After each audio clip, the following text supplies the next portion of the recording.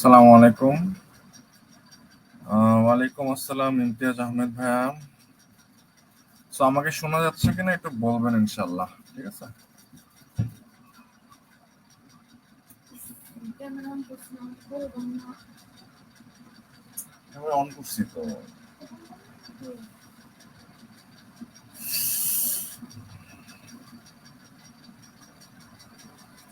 তো কাইন্ডলি একটু জানাবেন, ঠিক আছে? আমার কথা কি শোনা যাচ্ছে?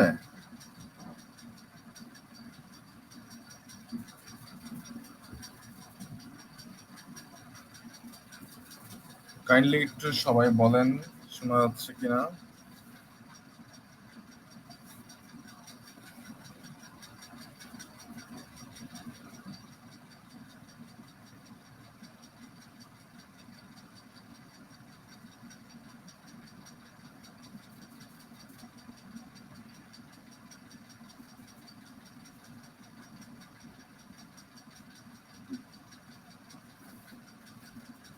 আচ্ছা, সো আমরা শুরু করতে পারি ইনশাল্লাহ। আস্তে আস্তে সবাই জয়েন দিবে। সো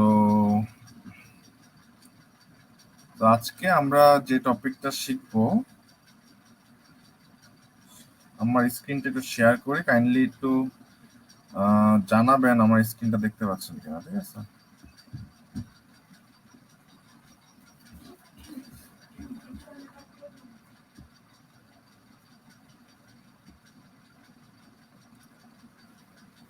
আমার স্ক্রিন কি সবাই দেখতে পাচ্ছেন? একটু বলবেন। ওয়ালাইকুম আসসালাম সাব্বির ভাই।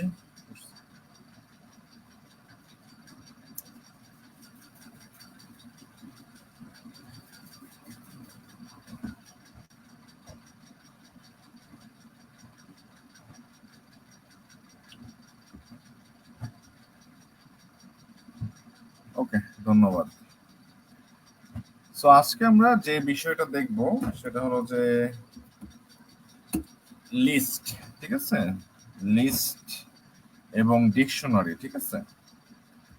সো আমরা প্রথম ক্লাসে আপনাদের মনে আছে কিনা, আমরা কিন্তু ডাটা টাইপ নিয়ে কথা বলছিলাম, তাই না? সো ওই ডাটা টাইপের ক্ষেত্রে আমরা বলছিলাম যে ডাটা টাইপ বলতে ভেরিয়েবল আর কি, লাইক সিঙ্গেল ভ্যালু ভেরিয়েবল, আরেকটা হলো মাল্টিপল ভ্যালু ভেরিয়েবল, ঠিক আছে? তার মানে আমরা কিন্তু অলরেডি সিঙ্গেল ভ্যালু ভেরিয়েবল কিভাবে কাজ করে এটা অলরেডি দেখছি, তাই না? তো আজকে আমরা যেটা দেখবো যে মাল্টিপল ভ্যালু, আমরা যদি একটা ভেরিয়েবলে মাল্টিপল ভ্যালু রাখতে চাই এটা কিভাবে কাজ করে এটা আমরা দেখবো, ঠিক আছে?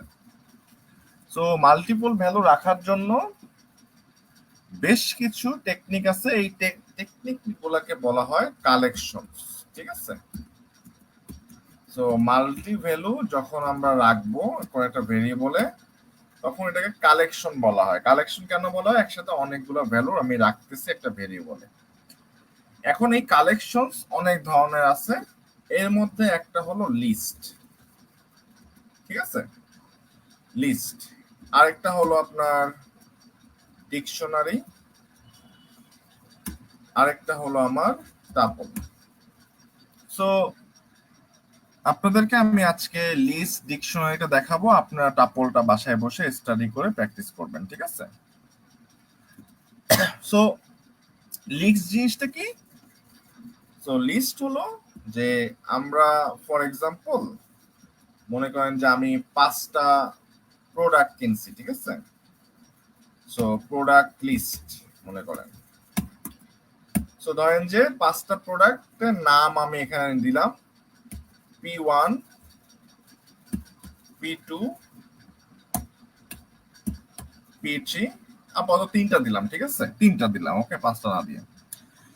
এখন দেখেন এই যে আমি যে থার্ড ব্র্যাকেট ইউজ করলাম, থার্ড ব্র্যাকেট ইউজ করে দেখেন আমি মাল্টিপল ভ্যালু অ্যাসাইন করছি। এটা একটা ভ্যালু, এটা একটা ভ্যালু, এটা আরেকটা ভ্যালু। এই যে থার্ড ব্র্যাকেট ইউজ করে আমি যে মাল্টিপল ভ্যালু হ্যান্ডেল করতেছি এই কনসেপ্টটাকেই বলা হয় লিস্ট, ঠিক আছে? তাহলে লিস্ট আমরা কিভাবে তৈরি করি? লিস্ট তৈরি করার জন্য আমরা কি করি? আমরা হলো থার্ড ব্র্যাকেটের মধ্যে মাল্টিপল ভ্যালু কম। এখন এই লিস্টটা কিভাবে কাজ করে? আপনাদের মনে আছে আমরা যখন স্ট্রিং নিয়ে কাজ করছিলাম, স্ট্রিং এর প্রত্যেকটা ক্যারেক্টারের কিন্তু ইন্ডেক্স নাম্বার ছিল, তাই না? পজিশন নাম্বার ছিল। সিমিলারলি আমার লিস্টে যে ভ্যালুগুলো রাখছি, প্রত্যেকটা ভ্যালু একটা নির্দিষ্ট ইন্ডেক্স নাম্বার আছে। তার মানে কি, এই কমা পর্যন্ত একটা ভ্যালুর এটার একটা ইন্ডেক্স নাম্বার, এটার আরেকটা ইন্ডেক্স নাম্বার, এটা আরেকটা ইন্ডেক্স নাম্বার। সো লিস্টের ইন্ডেক্স নাম্বার শুরু হয় 0 থেকে। The index number of list starts from 0। একটা লিস্টের ইন্ডেক্স নাম্বার শুরু হয় 0 থেকে, লাইক স্ট্রিংও যেভাবে 0 থেকে শুরু হয়। তার মানে আমি যদি for example P1 K print করতে চাই, তাহলে প্রিন্ট প্রোডাক্ট লিস্ট আমার 0 নাম্বার ইন্ডেক্সে আছে, তার মানে 0। তাহলে আমি যদি এটা রান করি,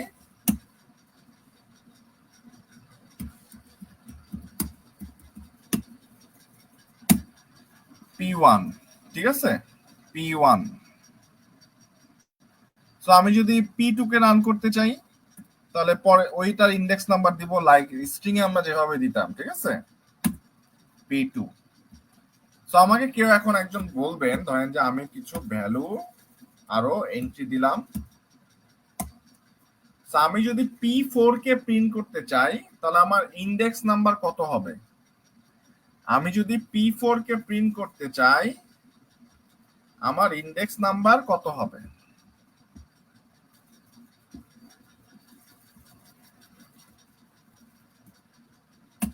আমি যদি P4 কে প্রিন্ট করতে চাই, আমার ইন্ডেক্স নাম্বার কত হবে?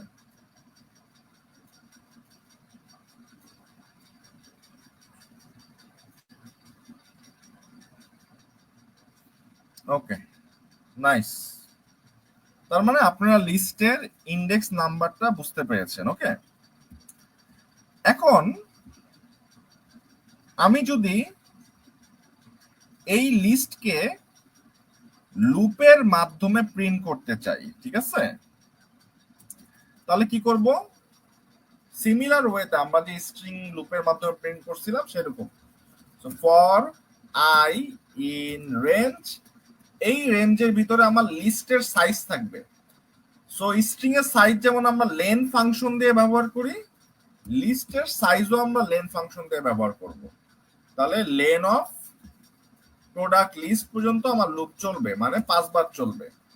তাহলে প্রিন্ট প্রোডাক্ট লিস্ট আই, তার মানে আই এর ভিতরে কিন্তু আমার ইন্ডেক্স নাম্বারটা হচ্ছে 0 1 2 3 4 5, তাই না? আমি যদি এখন এটা রান করি, দেখেন প্রত্যেকটা ভ্যালু কিন্তু আমার চলে আসছে।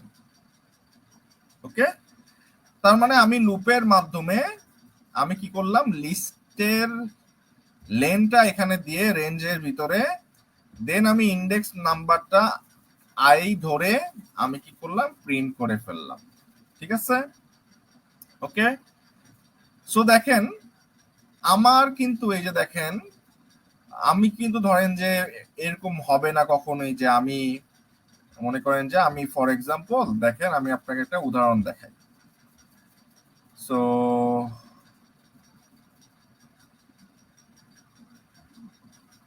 ধরেন আমি একটা প্রোডাক্টে গেলাম, তাই না?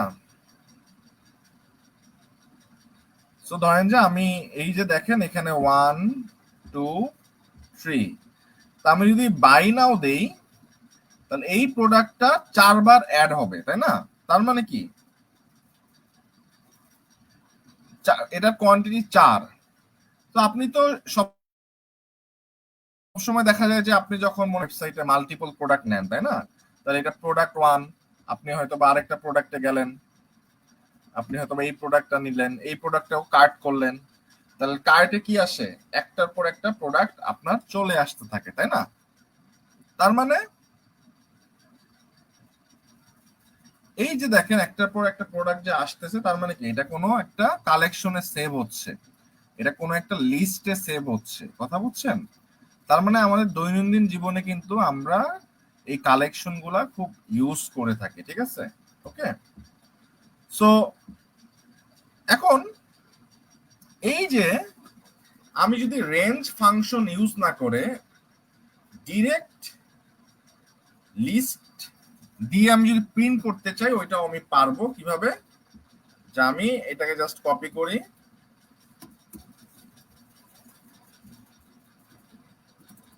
আমি এখানে ডিরেক্ট প্রোডাক্ট লিস্টের নামটা দিয়ে দিব, তখন আর ইন্ডেক্স নাম্বারের মাধ্যমে আমার প্রিন্ট করা লাগবে না, কারণ কি তখন আই এর ভিতরে ডিরেক্ট ভ্যালুটা সেভ হবে। তাহলে সেম ফর এখানে আই দিয়ে দিবেন।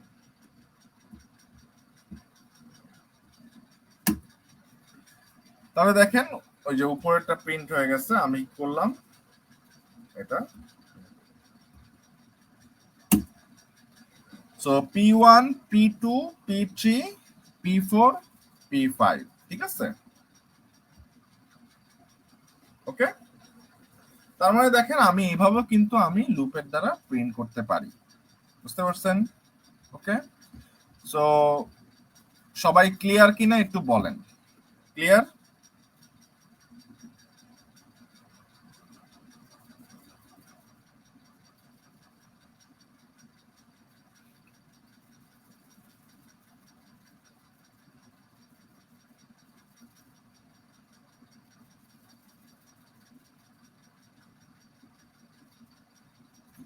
ওকে, এখন এই লিস্টের কিছু মেথড আছে, ঠিক আছে? আমরা যদি লিস্ট মেথড লিখে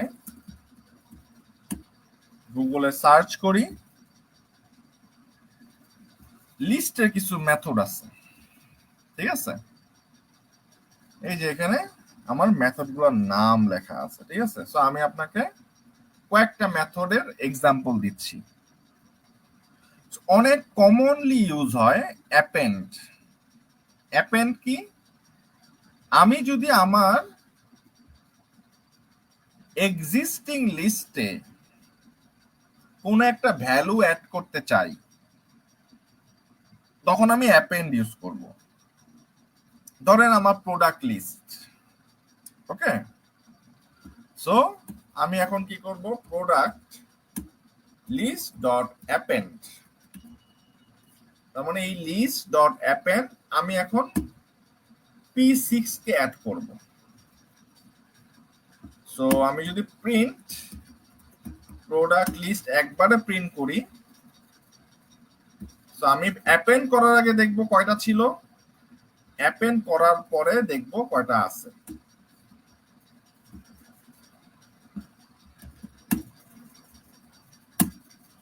দেখেন ইনিশিয়ালি কিন্তু আমার P5 পর্যন্ত প্রিন্ট হয়েছে। অ্যাপেন্ড করছি মানে কি, সবার শেষে লাস্টের ইন্ডেক্সে আমার P6টা প্রিন্ট হয়েছে। লাস্টের ইন্ডেক্সে আমার কি প্রিন্ট হয়েছে? P6টা প্রিন্ট হয়েছে। ওকে, সো এখানে বলে রাখি অ্যাপেন্ড দিয়ে আপনি এট এ টাইম একটা ভ্যালু সেভ করতে পারবেন, ঠিক আছে? এবং এটা সবার শেষে যায়। তারপর ক্লিয়ার। ক্লিয়ার মানে হলো আপনি ধরেন যে কখনো যদি এরকম হয় যে আপনার পুরো লিস্টটাকে রিমুভ করতে হবে বারবার, ঠিক আছে? তো তখন আপনি কি করবেন? ক্লিয়ার ইউজ করবেন। ফর এক্সাম্পল আমি যদি এখানে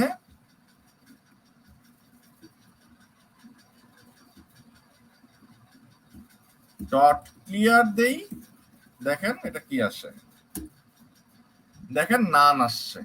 নান মানে কি? আমার লিস্টে আর কোনো ভ্যালু নাই, কথা বুঝছেন? ক্লিয়ার। কপি, আপনি ধরেন যে একটা লিস্টে যা ভ্যালু আছে ব্যাকআপ হিসেবে আপনি আরেকটা ভেরিয়েবলে সেভ রাখতে চান, ঠিক আছে? এখন কি ওই ভেরিয়েবলে আবার ধরেন যে আপনার লিস্টে যদি 1,00,000 ডাটা থাকে, আপনি কি 1,00,000 ডাটা ম্যানুয়ালি লিখবেন? না, আপনি জাস্ট কপি বসায় দিবেন। ফর এক্সাম্পল আমি ধরেন যে প্রোডাক্ট লিস্ট কপি দিলাম equal product list dot copy. তাহলে আমি এখন প্রোডাক্ট লিস্ট কপিটা প্রিন্ট করব। দেখেন দুইটার আউটপুট সেম আসবে। দেখেন এই যে P6 ওই অ্যাপেন্ড করছি, তার মানে ওইটা চলে আসছে। তার মানে দেখেন সেম ভ্যালু। তার মানে আপনার যদি এরকম হয় যে আমি ব্যাকআপ হিসেবে আরেকটা ভ্যালু ভেরিয়েবলে রাখতে চাই, আপনি জাস্ট কপি দিয়ে দিবেন। কাউন্ট,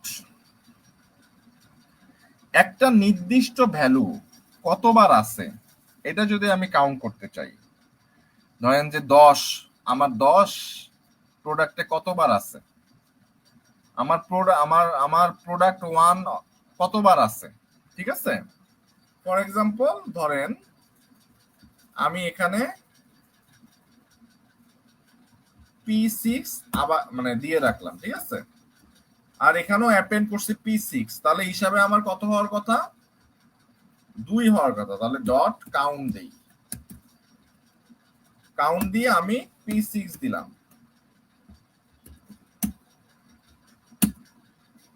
দেখেন P6 আমার 2 বার আছে। তার মানে একটা পার্টিকুলার ভ্যালু যদি আমি কাউন্ট করতে চাই এটা কতবার আছে দেখো, ঠিক আছে, তাহলে কিন্তু আমার কাউন্ট ফাংশনটা ব্যবহার করতে হবে। আপনাকে কাস্টম করে কোড লেখার দরকার নেই এটার জন্য, ঠিক আছে।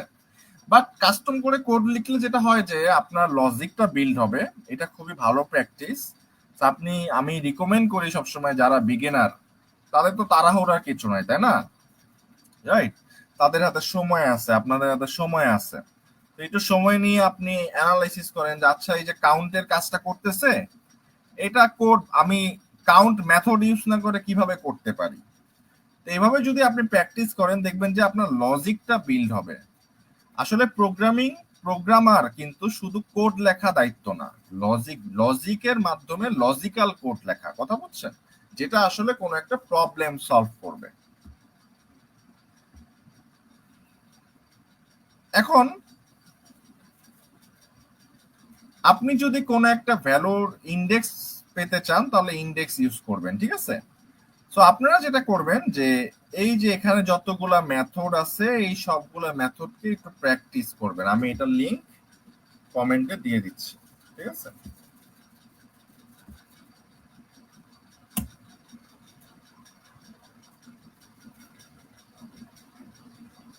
ওকে, এখন আমরা তো লিস্টের কাহিনী বুঝলাম।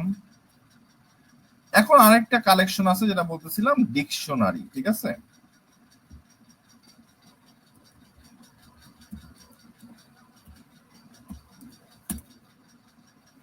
সো আমরা লিস্টের দিকে তাকায় দেখলাম যে আমরা লিস্টকে যদি অ্যাক্সেস করতে চাই আমাদেরকে কিন্তু ইন্ডেক্স নাম্বার ব্যবহার করতে হয়। কিন্তু ডিকশনারিতে আমরা ইন্ডেক্স নাম্বারের মাধ্যমে অ্যাক্সেস করি না, আমরা ইন্ডেক্স নেমিং এর মাধ্যমে অ্যাক্সেস করি। ইন্ডেক্স নেম যেটাকে বলা হয় কি, ধরেন আপনার একটা এক্সেল ফাইলে আপনি কি দেন, কলাম নেম দেন, তাই না, নেম দেন, ডেট অফ বার্থ দেন, অনেকগুলা প্রপার্টি থাকে, তো আপনি কিন্তু ওই কলাম নাম ধরে ডাক দেন। তাহলে এরকম যে সকল ভেরিয়েবলের অনেকগুলো প্রপার্টি থাকে, যেমন গাড়ি, ঠিক আছে, যেমন কারের কি আছে, একটা প্রপার্টি আছে।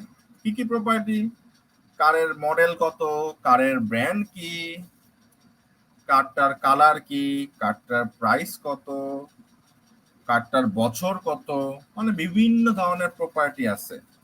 তার মানে কি এই প্রপার্টি গুলাকে আমরা ইন্ডেক্স নেম বলি অথবা কি বলি। সো ডিকশনারি সেকেন্ড ব্র্যাকেট দিয়ে ডিক্লেয়ার করতে হয় এবং লেফট সাইডে থাকে কি আর রাইট সাইডে থাকে ভ্যালু, ঠিক আছে। লেফট সাইডে থাকে কি আর রাইট সাইডে থাকে ভ্যালু। তার মানে আমি সিঙ্গেল কোটেশন দিব অথবা মানে স্ট্রিং আকারে প্রকাশ করব। ফর এক্সাম্পল আমার কারের ব্র্যান্ড ধরেন যে টয়োটা, ভ্যালু দিব আমি, ঠিক আছে। তারপরে কি model, for example T101, price. তার মানে দেখেন এই যে কলম দিব, প্রাইসটা বসায় দিলাম, ধরেন যে 10 লাখ, ঠিক আছে। তো তার মানে দেখেন আমার একটা ভেরিয়েবলের শুধু যে ইন্ডেক্স নাম্বার থাকবে তা না, প্রপার্টি হিসাবে প্রকাশ করতে হবে, তাহলে আমি বুঝতে পারবো যে কোন প্রপার্টির কি ভ্যালু আছে, তাই না। তো এই যে প্রপার্টি গুলাকে আমরা বলতেছি কি, আর প্রপার্টি এগেইনস্ট যেগুলো আছে সেগুলোকে বলা হয় ভ্যালু। এবং আমরা কোলন দিচ্ছি, মাঝখানে কি করতেছি, কমা দিয়ে সেপারেট করতেছি এবং সেকেন্ড ব্র্যাকেট ব্যবহার করতেছি, ঠিক আছে। তাহলে আমরা যদি প্রিন্ট কার দেই, দেখেন পুরো ডিকশনারিটা প্রিন্ট হবে।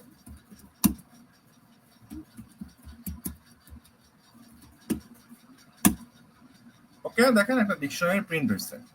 এখন কথা হলো যে আমি যদি এই ডিকশনারিতে কি কি ধরনের কলাম আছে অথবা প্রপার্টি আছে অথবা কি আছে এটা যদি জানতে চাই, কিজ, ঠিক আছে, কার ডট কিজ।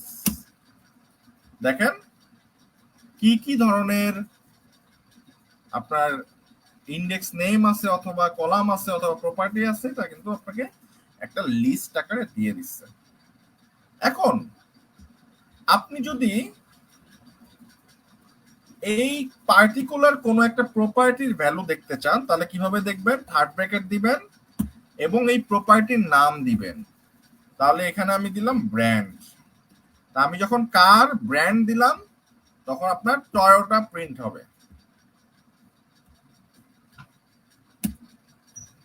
দেখেন টয়োটা প্রিন্ট হয়েছে।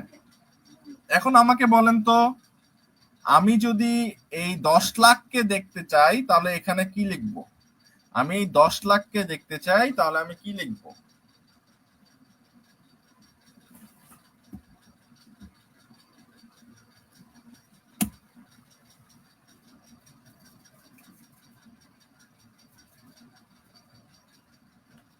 আমি যদি 10 লাখকে দেখতে চাই তাহলে আমি কি লিখব?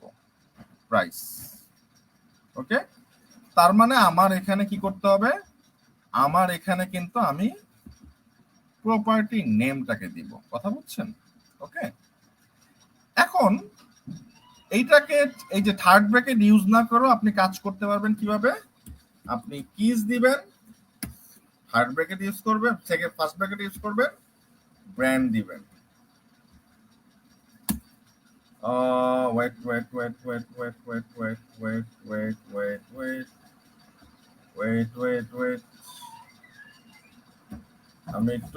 আমি অথবা কোনো একটা বানান ভুল করছি।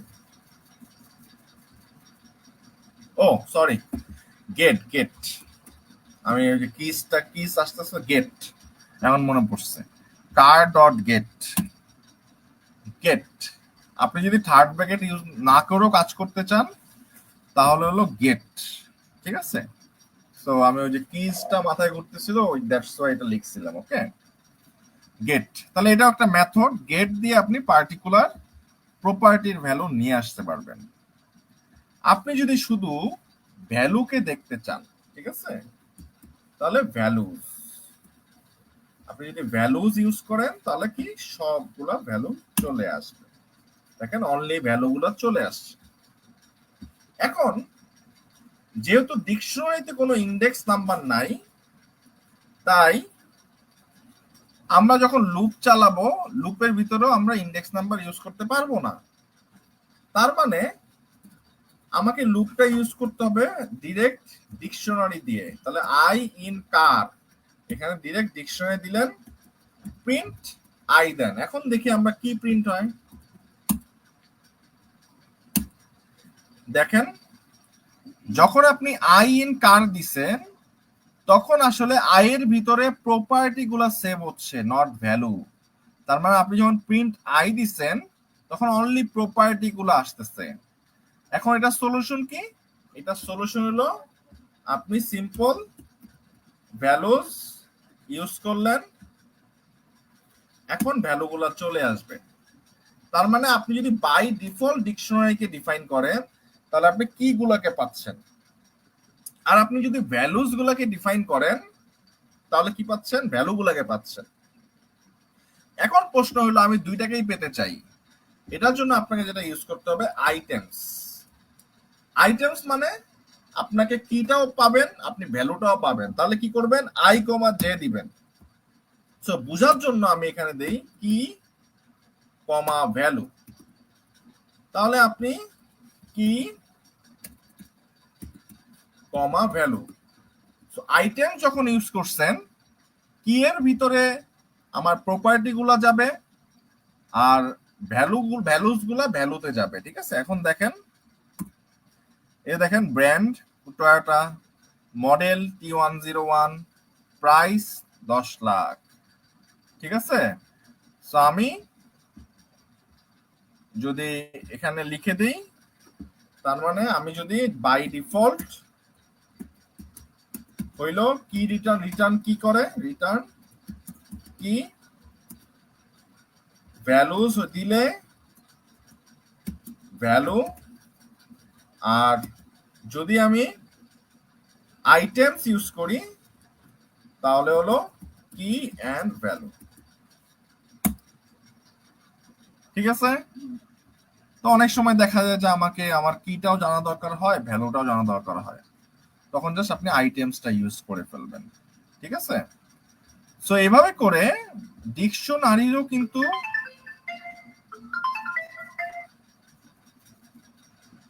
একটু হোল্ডে থাকেন, একটু হোল্ডে।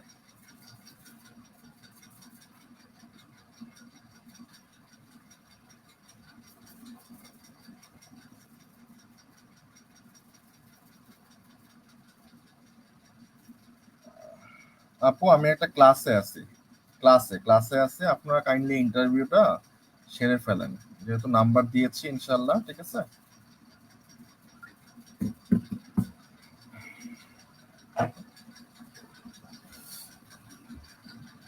সরি। আচ্ছা, সো যেটা বলতেছিলাম যে আইটেমসটা দিলে আপনি কি ভ্যালু দুইটাই পেয়ে যাবেন। ঠিক আছে, ওকে। সেইভাবে করে ডিকশনারির কিছু মেথড আছে। ঠিক আছে, dictionary methods in Python. Similar ওয়েতে আমরা কিন্তু অলরেডি কিছু মেথড দেখছি, যেমন কিজ, ভ্যালুজ, আইটেমস, তাই না, গেট। সিমিলারলি ক্লিয়ার করার জন্য clear, copy, get, items, keys. ঠিক আছে, তারপরে হলো আপনি যদি ভ্যালু অ্যাড করতে চান তাহলে হলো আপডেট।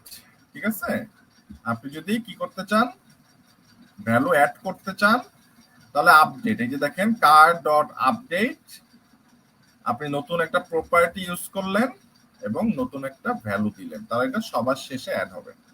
ঠিক আছে, আমার লিস্টে যেমন অ্যাপেন্ড ছিল, এখানে ডিকশনারি ক্ষেত্রে কিন্তু আপডেট। কথা বুঝছেন? ওকে, সো এটাই মোটামুটি আমাদের কি ডিকশনারির কনসেপ্ট। সো আপনারা বাসায় যেটা দেখবেন টাপলটা দেখবেন। ঠিক আছে, টাপলটা দেখবেন। ওকে, এখন দেখেন আমাদের ওয়ার্কশপে যে বেসিক টপিকগুলা কভার করার ছিল ওগুলা আমরা কিন্তু কভার করছি। এখন একটা টপিক আছে, সেটার নাম হলো কি ফাংশন। ঠিক আছে, ফাংশনটা কি, ফাংশন এটাও একটা ইম্পর্টেন্ট কনসেপ্ট। ফাংশন দেখেন, আমার একটা কোডে অথবা একটা ফাইলে আমার অনেক লাইনের কোড থাকতে পারে, তাই না? এখন কিছু কিছু কোড আমার বারবার ইউজ করা লাগতে পারে। তো যেগুলো আমার বারবার ইউজ করা লাগতে পারে সেগুলোকে আমরা কি করি, একটা ব্লকে সেভ করি এবং ওই ব্লকটার নাম দেই আমরা ফাংশন। ঠিক আছে, সো এই ফাংশনটা কিভাবে ডিক্লেয়ার করে, এই ফাংশনটা ডিক্লেয়ার করে ডেফ দিয়ে। তো ধরেন আমি একটা ফাংশন বানাবো ডিএফ মানে ডেফিনেশন। এই ফাংশনটার নাম দিব অ্যাড। ঠিক আছে, এই ফাংশনের কাজ হইলো দুইটা ভ্যালুর যোগ করা। দুইটা ভ্যালুর কি করা? যোগ করা। এখন যেহেতু ফাংশনে যাচ্ছি, ফাংশনে যাওয়ার আগে কিছু কনসেপ্ট আমাকে মাথায় রাখতে হবে। যেমন ফাংশন হ্যাজ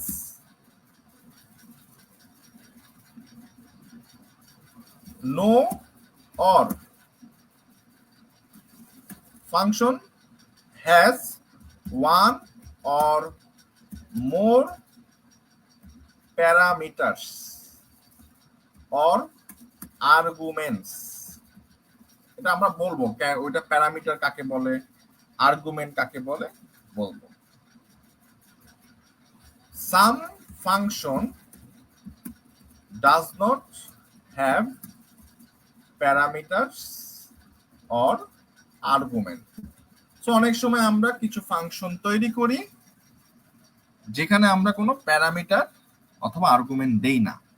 তার মানে ফাংশনে আমরা প্যারামিটার দিতেও পারি, আবার নাও দিতে পারি, but most of the time আমরা আসলে প্যারামিটার দেই। ঠিক আছে, মোস্ট অফ দ্য টাইম। ধরেন যে মানুষ যদি 10টা ফাংশন লেখে, 10টা ফাংশনের মধ্যে 8টা ফাংশনই দেখা যায় যে প্যারামিটার থাকে, আর্গুমেন্ট থাকে। এখন এই প্যারামিটার আর্গুমেন্ট কি? আমি যদি একটা উদাহরণ দেই,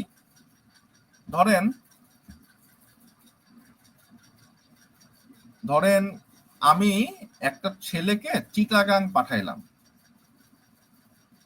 তো চিটাগাং পাঠানোর সময় আমি ওই ছেলেকে বললাম যে এই যে এই প্রোডাক্টটা তুমি সালমানের কাছে দিবা, তারপর সালমান তোমাকে এই প্রোডাক্টের এগেইনস্টে কিছু টাকা দিবে, ওই টাকাটা তুমি নিয়ে আমাকে দিবা। তার মানে দেখেন, সালমান, আমি ওই একজনকে পাঠাইলাম কি দিয়ে? প্রোডাক্ট দিয়ে। তাহলে এই প্রোডাক্টটা হলো আমার প্যারামিটার। ওই এন্ডে, চিটাগাং এন্ডে সালমান কি করছে? ওই প্রোডাক্টটা রিসিভ করছে, মানে আর্গুমেন্ট আকারে রিসিভ করছে। তার প্রোডাক্টটা সে আর্গুমেন্ট আকারে রিসিভ করছে। ঠিক আছে, রিসিভ করে সে কি করছে? এটার এগেইনস্টে সে আমাকে একটা টাকা রিটার্ন করছে, টাকা রিটার্ন। তার মানে ফাংশনের কি থাকে? Most functions have return option. সে আমাকে টাকা রিটার্ন করছে।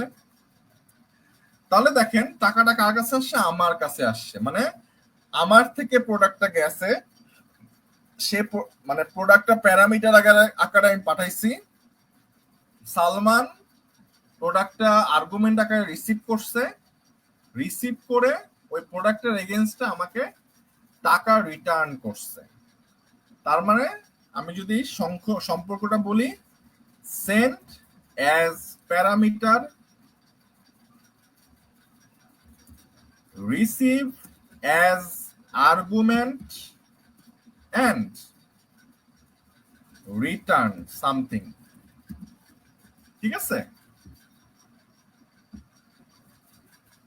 তার মানে এটা একটা বলতে পারেন যে একটা স্ট্যান্ডার্ড আমরা লিখে ফেলছি। তাহলে চলেন আমরা একটা ফাংশন লিখি। ফাংশন কিভাবে লিখতে হয়? অ্যাড, যেটা ধরেন যে দুইটা নাম্বারের যোগফল। তার মানে দুইটা আর্গুমেন্ট আমি এখানে দিলাম x, y। তার মানে এই ফাংশনের ভিতর আমি যা দিচ্ছি এটাকে আমরা আর্গুমেন্ট বলতেছি। তারপরে আমরা এখানে ধরেন সাম নামে একটা ভেরিয়েবল নিলাম, x প্লাস y। ঠিক আছে, এখন যেহেতু এটা ফাংশন, কিছু একটা রিটার্ন করব আমরা, সো রিটার্ন সাম। ঠিক আছে, এখন মজার বিষয় দেখেন, আমি মনে করেন যে এই ফাংশনের ভিতর একটা প্রিন্ট দিলাম, কিছু একটা দিলাম, ধরেন যে 10। মজার বিষয় দেখবেন, এটা এক্সিকিউট হবে না। দেখেন, আমি কিন্তু প্রিন্ট লিখছি কিন্তু এক্সিকিউট হয় নাই। ওকে, তার মানে আমি যতক্ষণ পর্যন্ত ফাংশনকে কল করব না ততক্ষণ পর্যন্ত সে এক্সিকিউট হবে না। তার মানে এখন প্রশ্ন আসলো ফাংশনকে কিভাবে কল করব। ফাংশনকে কল করতে হয় ফাংশনের বাইরে থেকে। তার আমি ফাংশনের বাইরে যাব। সো ফাংশনের বাইরে গিয়ে আমি এখন কি করব, ধরেন যে একটা ভেরিয়েবলের ভিতর টোটাল আমি আমার ফাংশনটাকে কল করব। ঠিক আছে, ফাংশনটাকে কি করব, কল করব। এখন দেখেন, যেহেতু আমি ফাংশনটা যখন বানাইছি আমি এখানে আর্গুমেন্ট দিছি, আমাকে অবশ্যই ফাংশন কল করার সময় আমাকে একটা দুইটা প্যারামিটার দিতে হবে। সো আমার এখানে যতগুলো আর্গুমেন্ট ততগুলো প্যারামিটার। সো আমি এখানে 10,20 দিয়ে দিলাম। তার মানে এই 10টা সেভ হবে এক্স এর দিকে, এই 20টা সেভ হবে ওয়াই এর দিকে। ঠিক আছে, এই 10 সেভ হবে এক্স এর দিকে, এই 20টা সেভ হবে ওয়াই এর ভিতরে। এখন যদি আমি প্রিন্ট করি, দেখেন কল হইছে কিন্তু।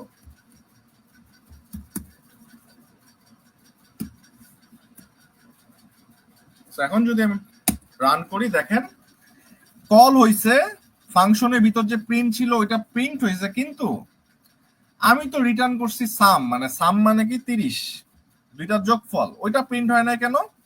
সো এটা তখনই প্রিন্ট হবে যখন আপনি টোটালটাকে প্রিন্ট করবেন।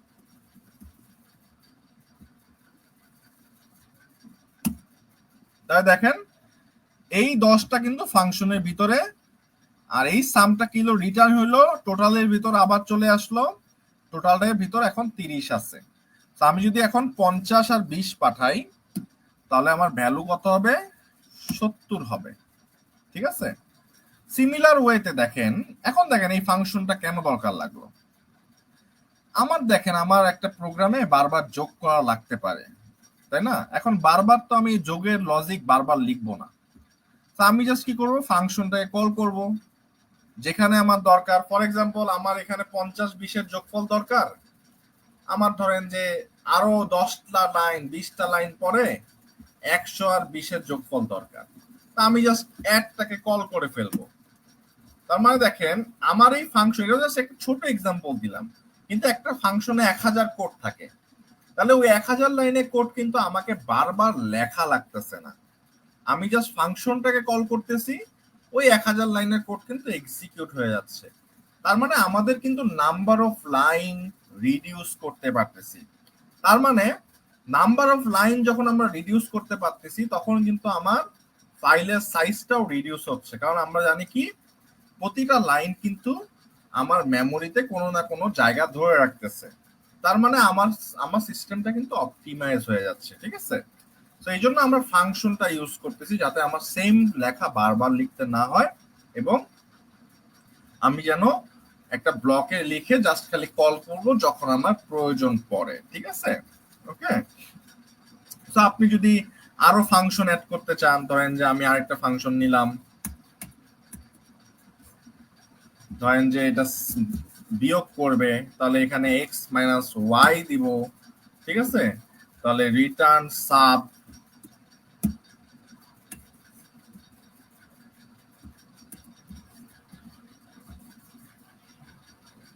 আমি যদি এখানে সাব দেই প্রিন্ট সাবট্রাকশন, দেখবেন যে 80 আসবে, 80। 100 মাইনাস 20, দাঁড়ান ওখানে মাইনাস দিই নেই, রিটার্ন সাব, ও এখানে এলো সাব হবে।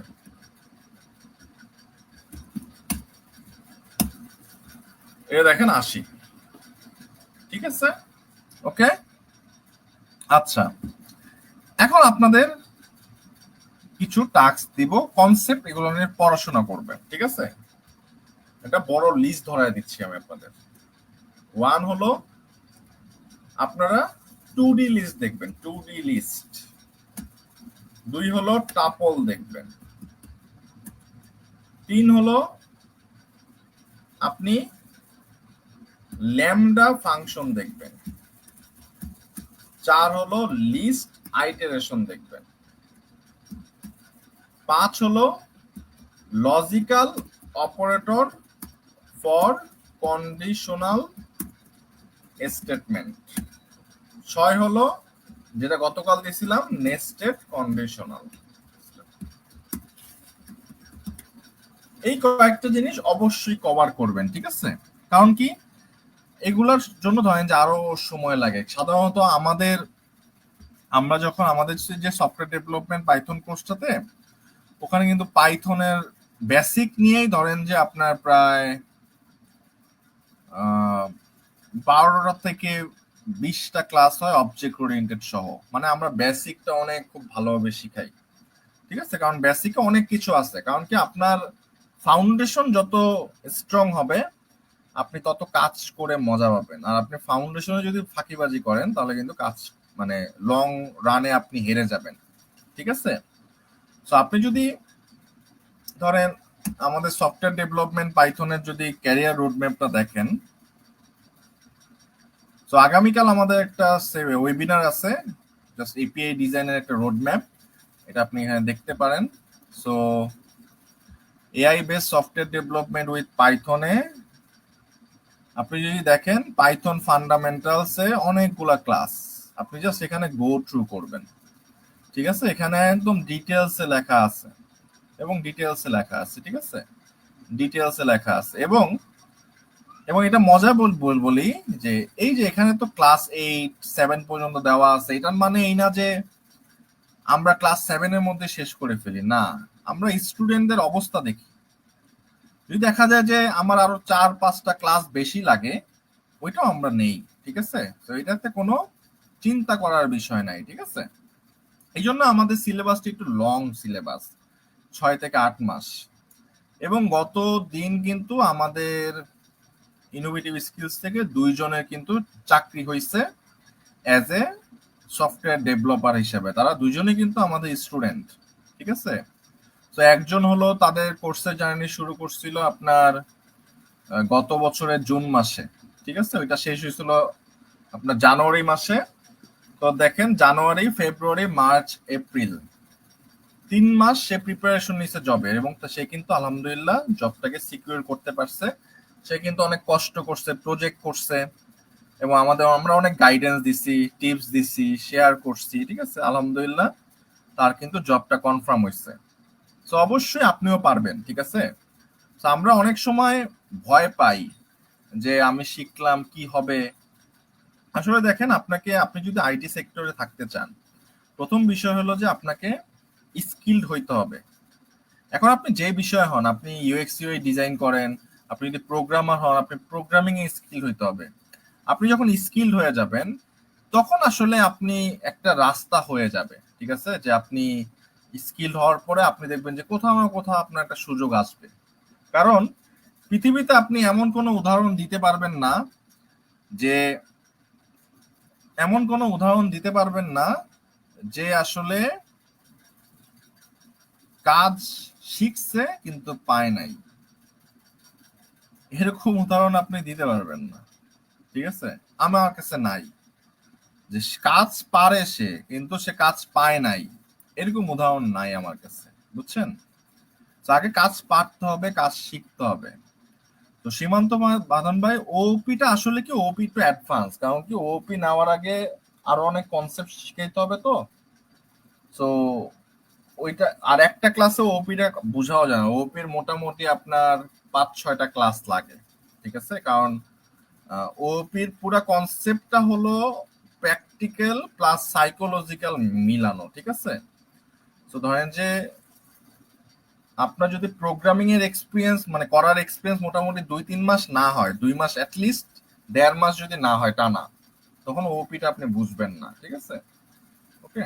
তো আমাদের আমাদের ব্যাচে ধরেন যে প্রায় 5 থেকে 7টা ক্লাস হয় ওপি। ওকে।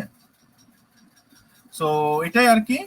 আর আপনারা ধরেন যে পাইথনটা ভালোভাবে শিখবেন। আমি কি করব, একটা প্রজেক্ট আপনাদেরকে দিব, ঠিক আছে? মানে আমি নিজে করে ওই রেকর্ডটা আমি আপনাদের সকলের মেইলে পাঠিয়ে দিব, ঠিক আছে?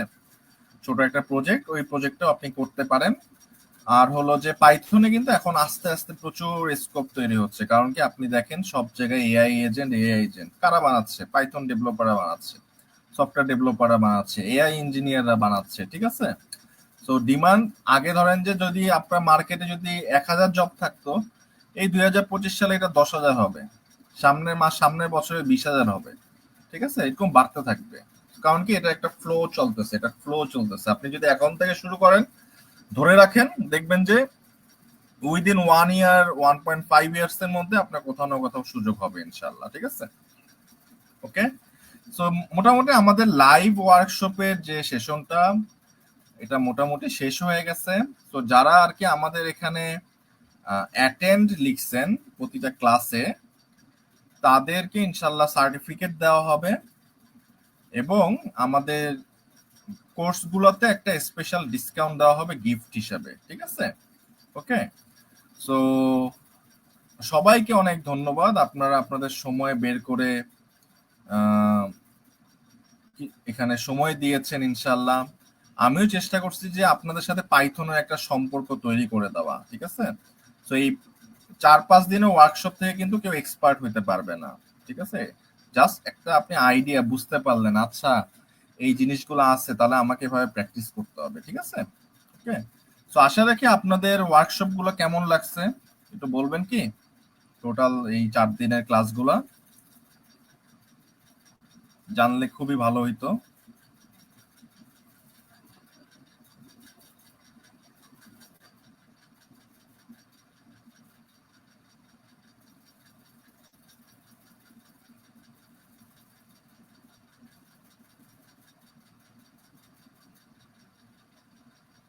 আচ্ছা, সো আর আমি তো ধরেন যে গ্রুপে আছি, তাই না। সো মানে ইটস মানে গ্রুপে দেখেন, একটা গ্রুপ থাকা